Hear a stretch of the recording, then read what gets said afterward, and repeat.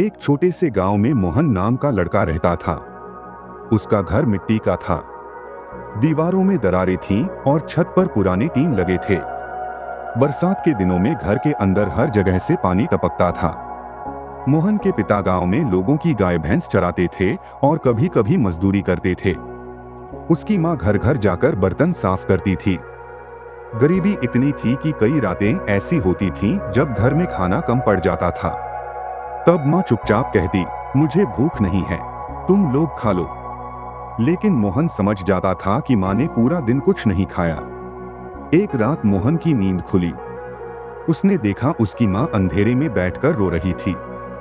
वह धीरे धीरे भगवान से कह रही थी, मेरे बेटे की जिंदगी मेरी तरह मत बनाना। उस रात मोहन के छोटे से दिल में एक आग जल उठी। उसने मन ही मन कहा, एक दिन मैं माँ को रोने नहीं दूंगा। मोहन पढ़ने में अच्छा था, लेकिन उसके पास किताबें खरीदने के पैसे नहीं होते थे।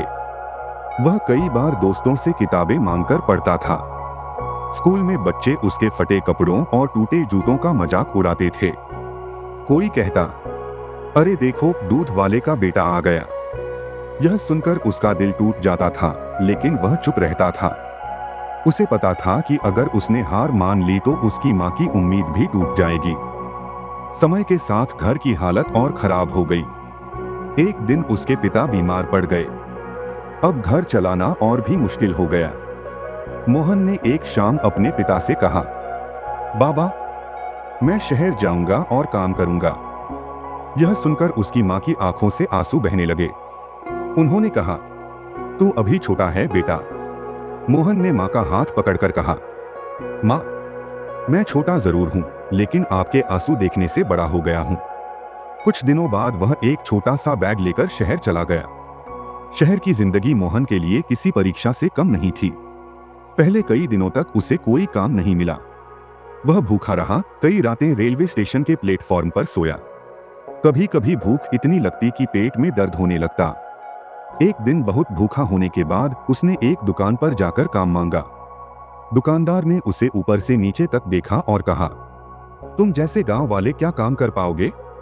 यह सुनकर मोहन का दिल टूट गया, लेकिन उसने हार नहीं मानी।